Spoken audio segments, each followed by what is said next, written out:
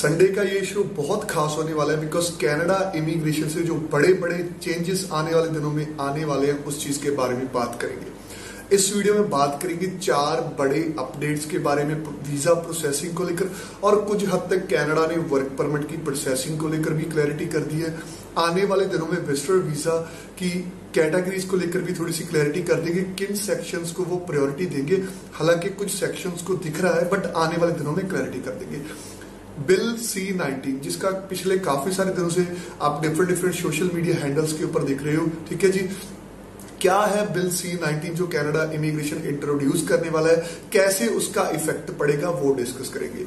Motion 44, ठीक है जी, इस चीज के बारे में भी काफी ज्यादा चर्चा हो रही है कि Tier 2 PR प्रोग्राम नया आ सकता है। क्या चीजें हैं वो इस वीडियो में डिस्कस करेंगे। देन जो नैनी वाले एप्लीकेशन हैं, ठीक है, जहां स्टूडेंट वीजा की एप्लीकेशन है, उस चीज के बारे में बात करेंगे। तो काफी सारी चीजें कंप्लीट करने की कोशिश करूंगा। पहले मैंने सोचा था कि 3-4 अलग अलग वीडियो बनाऊं, बाद में मैंने सोचा कि कंप्लीट वीडियो बना देता हूं जिसमें हर एक कैटेगरी को एक अच्छी अपडेट मिल जाएगी और इन फ्यूचर वो अपने आप उस हिसाब से प्रिपेयर रहेगा कि दैट उनका भी लॉस ना हो, ठीक है, और उनका जो टाइम है वो भी वेस्ट ना हो।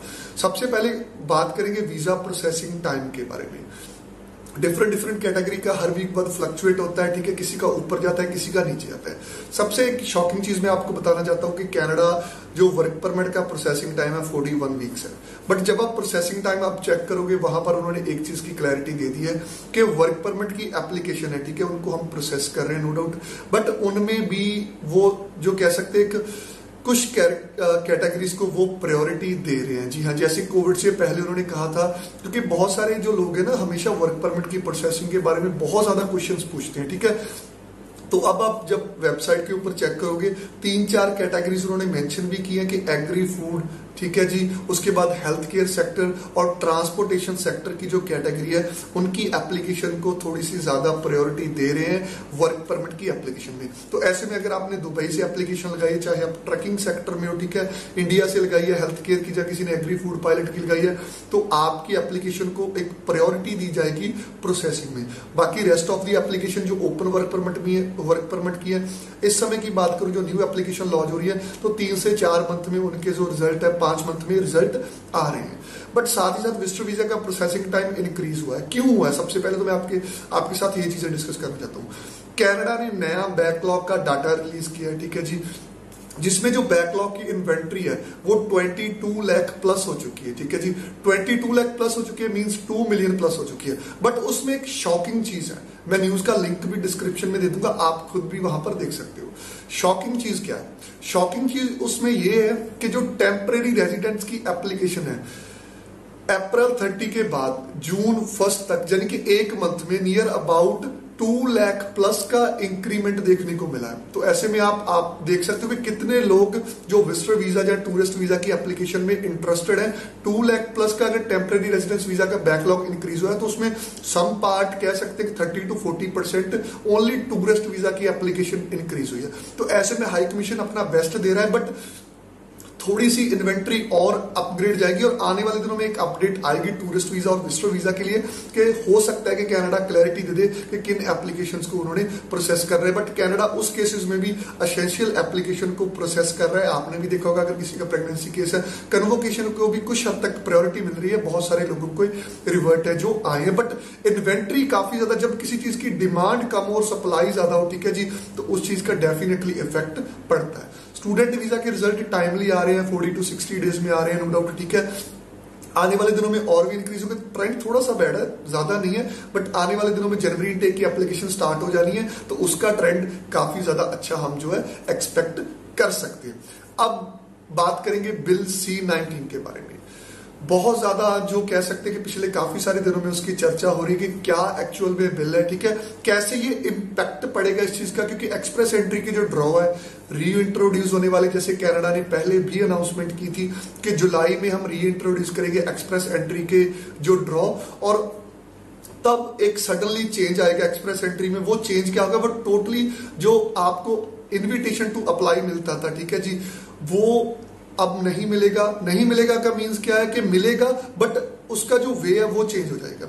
सबसे पहले एक चीज आपको बता देना चाहता हूँ कि एक्सप्रेस एंट्री एक फास्ट ट्रैक सिस्टम है जिसमें आप कनाडा मूव हो सकते हो, ठीक है। बेसिकली डिफरेंट स्ट्रीम्स इसके अंडर रन करती है, ठीक है। इससे पहले कैसे सिस्टम वर्क करता था, अगर आपकी CRS, ठीक है जी, ये एक फर्स्ट कम फर्स्ट सर्विस वाला सिस्टम था।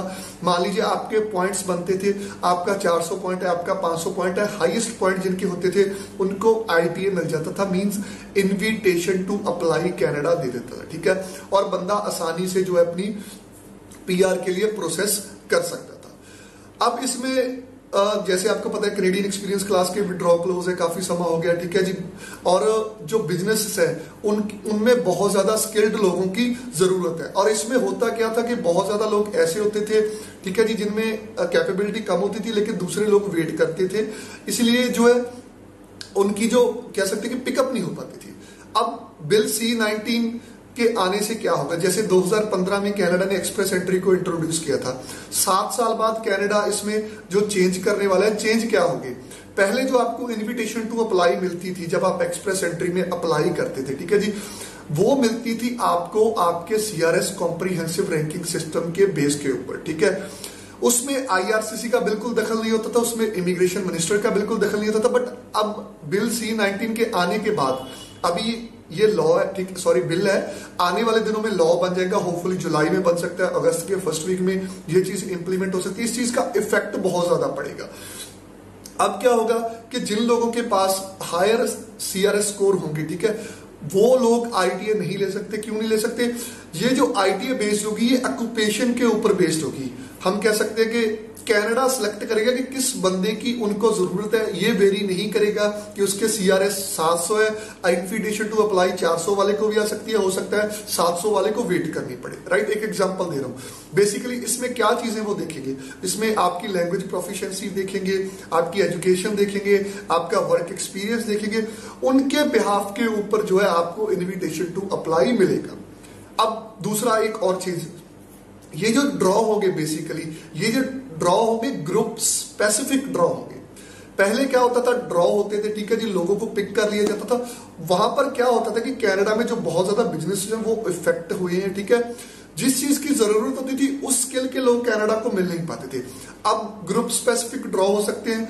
वो कैसे, मान लीजिए कनाडा को ट्रकर्स की जरूरत है, जब ट्रक ड्राइविंग के लोगों की जरूरत है, तो हो सकता है कि एक स्पेसिफिक ड्रॉ निकले उन लोगों के लिए। उनको नैनीज की, सॉरी, मेडिकल सेक्टर के लोगों की जरूरत है, नर्सेज की जरूरत है, एक स्पेसिफिक ड्रॉ निकल सकता है उन लोगों के लिए।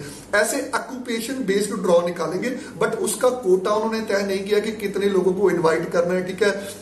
1000 लोगों का ड्रॉ होगा, 400 लोगों का ड्रॉ होगा, 500 लोगों का होगा, तो डिपेंड करता है। ये जो बड़ा चेंज है, ठीक है। अभी अब जो ड्रॉ इन्विटेशन टू अप्लाई मिलेगा ओनली CRS के ऊपर नहीं मिलेगा, जो इनविटेशन टू अप्लाई मिलेगा उसमें काफी सारी चीजें और भी देखी जाएंगी। इसमें पॉजिटिव चीजें भी बहुत हैं, बट हर एक बिल जब आता है तो उसमें लूप होल्स भी काफी होते हैं, उसमें उसके ऊपर मैं एक अलग से वीडियो बनाऊंगा। अब बात करेंगे मोशन 44 को लेकर। इसकी भी काफी ज्यादा चर्चा जो की जा रही है कि Canada motion 44, what is PR to PR programme, क्या कनाडा रीइंट्रोड्यूस करेगा। आप सभी को याद होगा कि कनाडा ने लास्ट ईयर एक PR टू PR पाथवे निकाला था, उसके पीछे भी एक फैक्ट था। फैक्ट क्या था, कोविड-19 लगा था, ठीक है जी। कोविड-19 लगे होने के कारण क्या था कि कनाडा बाहर से जो लोग हैं उनको इनवाइट नहीं करता था, ठीक है। तो कनाडा ने एक चीज कही थी कि हमारे पास स्किल्ड लोग हैं, हमारे पास स्टूडेंट हैं, टेम्परेरी फॉरेनर वर्कर है, उनके लिए एक पब्लिक पॉलिसी लेकर आते हैं, जिसके बिहाफ के ऊपर उन्होंने 90,000 लोगों का एक प्रोग्राम बनाया। उसके बिहाफ पे लोगों ने 85,000 एप्लीकेशन उसमें पिक की, ठीक है जी, और उनकी जो प्रोसेसिंग है वो स्टार्ट कर दी। अब बहुत सारे लोग ये चीज सोच रहे हैं कि कनाडा उस चीज को लेकर एक नया ड्रॉ लेकर आ सकता है इस ईयर भी। तो रिसेंटली इस चीज के बारे में आपको अपडेट देना चाहता हूं कि व्हाट इज मोशन 44 और इसकी इतनी ज्यादा चर्चा क्यों। पिछले काफी सारे दिनों से बहुत सारे लोग व्हाट्सएप के ऊपर पूछ रहे हैं कि क्या PR टू PR नया आएगा, जो कनाडा से स्टूडेंट हमारे टच में या वर्कर, क्या हम उस चीज की प्रेपरेशन करके रखें। तो मैं आपको बताता हूं कि एक्चुअल में ये चीज क्या है और कब इसको इंप्लीमेंट किया जा सकता है, क्या इसका नेम PR टू PR होगा, ये काफी सारी चीजें डिस्कस करेंगे, तो वीडियो को स्किप मत करना। सो मोशन 44, ठीक है जी, 11 मई को कनाडा की पार्लियामेंट में कह सकते हैं, ठीक है जी, वहां पर एक प्रपोजल इंट्रोड्यूस किया गया कि दैट हम एक नई पब्लिक पॉलिसी लेकर आए, ठीक है जी, कि जिसके जरिए जो काफी ज्यादा लोग हैं यहाँ पर, वर्कर्स हैं या स्टूडेंट्स हैं, जैसे लास्ट ईयर एक पब्लिक पॉलिसी हमने इंट्रोड्यूस की थी, तो उस चीज को जब पार्लियामेंट में रखा गया तो काफी ज्यादा जो वहां पर मेंबर पार्लियामेंट थे उन्होंने सहमति जताई, और ये प्रपोजल पास होने के बाद कनाडा ने, ठीक है जी, वहां की जो IRCC है, जो इमिग्रेशन मिनिस्टर है, उनको 120 डेज का टाइम दिया, ठीक है जी, कि 120 डेज के टाइम में आप बताइए कि दैट कैसे ये प्रोग्राम होगा, ठीक है जी, क्या क्या चीजें होगी इसमें। ये बहुत अच्छा प्रोग्राम है, नो डाउट, जो आने वाले दिनों में वो इंट्रोड्यूस करने वाले हैं। बट 11 मई को उन्होंने ये चीज रखी है और IRCC को 120 डेज का टाइम दिया, नियर अबाउट 4 मंथ का टाइम, ठीक है जी। तो अभी 4 मंथ तक मान के चलिए, 1 मंथ से ज्यादा का समय जो हो चुका है, ठीक है, 40 डेज के करीब तो हो चुके हैं, बट अभी भी इस प्रोग्राम के बारे में उतनी क्लैरिटी नहीं आई है। हो सकता है ये प्रोग्राम के बारे में क्लैरिटी मिड ऑफ सितंबर तक डेफिनेटली आ जाए। तो बट मैं एक चीज आपको कहना चाहता हूं हमेशा, कि बहुत सारे लोग ये होते हैं एक चीज के ऊपर डिपेंड हो जाते हैं। चाहे लाइफ में बहुत ज्यादा सिचुएशन हमारी आती है तो हम एक चीज के ऊपर ही डिपेंड हो जाते हैं। हम कई बार पॉजिटिव साइड ही सोचते रहते हैं, नेगेटिव साइड सोचते नहीं, उसका बाद में हमारा क्या होता है, नुकसान हो जाता है। तो जो बच्चे ऑलरेडी इन कनाडा में इस पॉलिसी की या इस प्रोग्राम की वेट कर रहे हैं, मैं आपको एक चीज कहना चाहता हूं कि आप जो अपना मेन फोकस है, ठीक है, अगर इस प्रोग्राम के बारे में अनाउंसमेंट ना होती, ठीक है, अभी ये सिर्फ एक प्रपोजल है, अब ये बिल बनना है। जैसे बिल C-19 की पहले मैं बात कर चुका हूं, ठीक है, वो इंट्रोड्यूस होने वाला है। तो जब तक ये चीज रिटर्न में नहीं आ जाती, कंफर्मेशन नहीं आ जाती, तब तक इस चीज के बारे में आप अभी नहीं सोच सकते। जो पुराना तरीका चल रहा है आप उसी को प्लीज फॉलो कीजिए, बिकॉज आपने बहुत ज्यादा फीसेस पे किए हैं, बहुत ज्यादा एक्सपेंसेस पे किए हैं, और बहुत ज्यादा आपने लाइफ में सिचुएशन फेस किए हैं। इसलिए मैं आपको कहना चाहता हूं कि ठीक है, आप अपनी जो इंग्लिश लैंग्वेज प्रोफिशिएंसी का टेस्ट है उसको डेफिनेटली क्लियर आउट कर लीजिए जुलाई में। उसका कारण ये है कि अगर ये प्रोग्राम इंट्रोड्यूस होता भी है, आपके पास डॉक्यूमेंटेशन कंप्लीट होगी, देन आने वाले दिनों में आपको आसानी भी होगी। क्योंकि लास्ट ईयर जब प्रोग्राम आया था तो बच्चों को कनाडा में आइल्स की डेट ही नहीं मिल रही थी, ठीक है, टेम्परेरी फॉरेनर वर्कर्स को। अगर डॉक्यूमेंटेशन आपकी कंप्लीट होंगी, ठीक है जी, आप जो नॉर्मल प्रोग्राम जैसे पहले चल रहे हैं, कैनेडियन एक्सपीरियंस क्लास या PNP चल रहा है, उसके लिए प्रेपरेशन करें। अगर तो ये पॉलिसी आ जाती है तो वेल एंड गुड है, नहीं जो सेम प्रोग्राम के साथ तो आपने वैसे भी चलना है, ठीक है।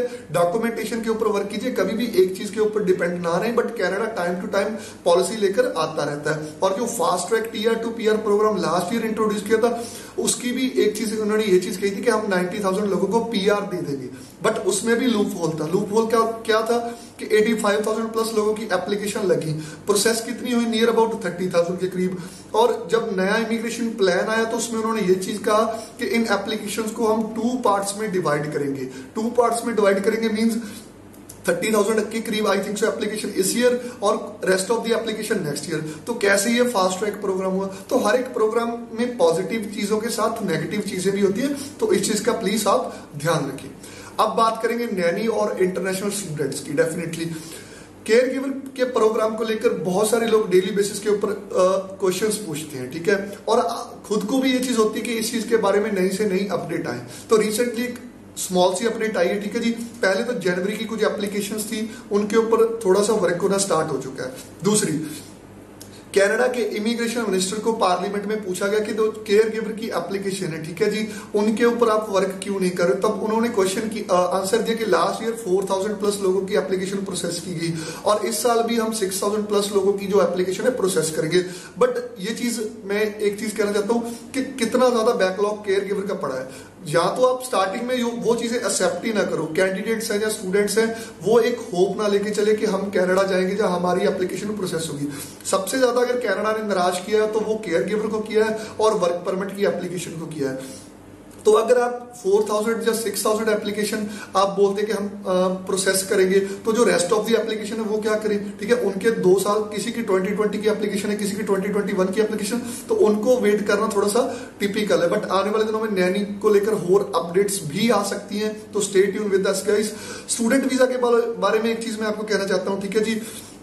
रिजल्ट थोड़े से कम आ रहे हैं, ठीक है, बट आने वाले दिनों में इसका सक्सेस रेट बढ़ेगा। क्योंकि इंक्रीज कैसे होगा, कनाडा ने ये चीज कही थी कि जुलाई से सितंबर तक काफी ज्यादा बड़े नंबर्स में जो स्टूडेंट्स को हमने वीजा इश्यू करने सितंबर इनटेक के लिए, और वो चीज हमने मई में भी देखी थी। बट जो 5 लाख प्लस वीजा का टारगेट है वो वर्क परमिट वालों के लिए भी अच्छी बात है, इंटरनेशनल स्टूडेंट्स के लिए भी अच्छी बात है। बट जो क्यूबिक के स्टूडेंट्स हैं, ठीक है, आने वाले दिनों में अगर आपने क्यूबिक में अप्लाई करना है तो इस चीज का प्लीज ध्यान रखना है कि उस कॉलेज में अप्लाई करें जिनके पास वर्क परमिट के राइट्स हो, क्योंकि बाद में आपका मकसद कनाडा जाना नहीं होना चाहिए। बाद में अगर आपको प्रॉब्लम आएगी तो कितना आपका पैसा खराब हो गया, कितना आपकी मनी खराब होगी, ठीक है, आपके पेरेंट्स की टाइमिंग कितनी खराब होगी, तो बाद में आपको मुश्किल आएगी। तो इस चीज का प्लीज आप ध्यान रखना। तो ये थी आज की इंपॉर्टेंट प्रेजेंटेशन। उम्मीद करता हूं आपको वीडियो अच्छी लगी होगी।